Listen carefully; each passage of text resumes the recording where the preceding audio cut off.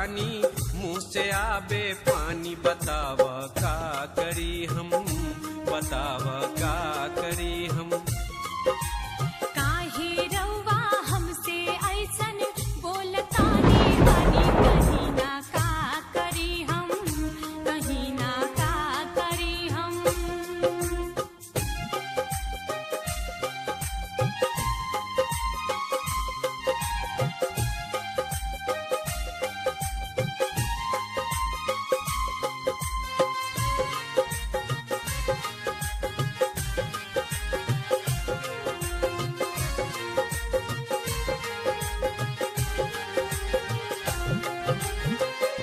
जहिया से आई